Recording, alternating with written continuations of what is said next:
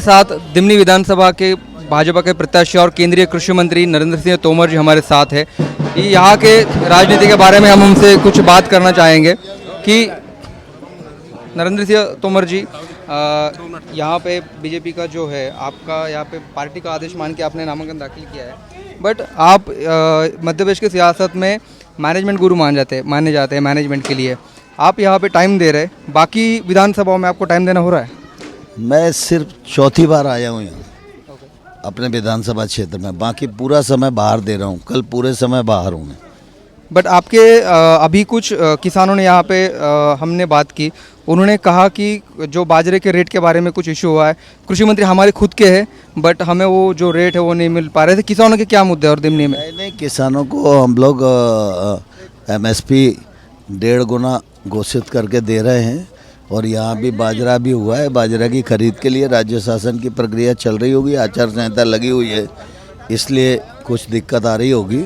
बाकी पहली सरकार मोदी जी की सरकार है जिसने MSP का मैकेनिज्म बनाया, और साल में 2 बार रबी और खरीफ में उस मैकेनिज्म के अनुसार लागत पर 50% मुनाफा जोड़कर MSP घोषित की जाती है। तो लगातार हर जिन्स के रेट बढ़ रहे हैं। और चंबल के आप इस क्षेत्र के बड़े नेता हैं, चंबल की 34 सीटों की हालत पर क्या कह सकते हैं, कौन आगे चल रहा है? 34 में भारतीय जनता पार्टी सबसे ज़्यादा सीटें जीतेगी। तो ये थे भाजपा के दिमनी के प्रत्याशी और केंद्रीय कृषि मंत्री नरेंद्र सिंह तोमर जी, और इनके साथ साथ हमारे साथ और इनके पास कुछ भाजपा के कार्यकर्ता भी है जो जिससे हम बात करने की कोशिश करेंगे। अभी वो नरेंद्र सिंह तोमर जी यहाँ से प्रचार के लिए रवाना हो जाएंगे। उसके बाद हम कुछ भाजपा के जो कार्यकर्ता है उनके साथ भी बात करने की कोशिश करेंगे। यहाँ पे कुछ भाजपा के कार्यकर्ता है। आप मुझे बताइए, आप किसको वोट देंगे? बीजेपी को। क्यों, क्या दिया है उन्होंने? सब कुछ दिया है। आप दिमनी के हैं? आप दिमनी के ही है? मैं रानपुर गांव है, दिमनी क्षेत्र में पड़ता है।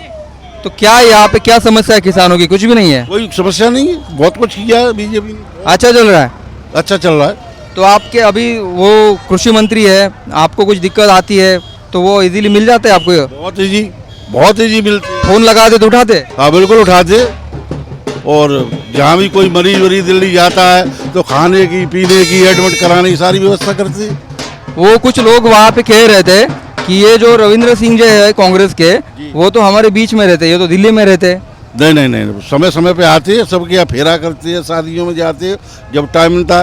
पूरे भारत के मंत्री है जो तो हथिना के आए हमारे गमी है गई तो आज ही ठाड़े 2 दिन बाद 4 दिन बाद जब चक्कर लगता है सबके यहाँ जाते हैं। और कुछ भाजपा के यहाँ पे समर्थक हमारे साथ है, वो जो है उनसे भी हम कुछ बात करने की कोशिश करेंगे। और कार्यकर्ता से, किसकी सरकार बन रही है मध्य प्रदेश में? बीजेपी की। कैसे? उसके लिए बहुत सीटें लगती है, उतनी सीटें आ रही है? आ रही हैं। कितनी सीटें आ रही है? 140। 140 आ रही है। और दिमनी में क्या हो रहा है? दिमनी में देखो क्या होता है। अब तक तो भाजपा तीसरे नंबर पे थी, अचानक पहले पे कैसे आएगी? अब पहले पे आएगी। कैसे आएगी? चेहरा भी तो बड़ा है ना बीजेपी में, इसलिए पहले पे आएगी। तो ये लोग कह रहे हैं बीजेपी के समर्थक।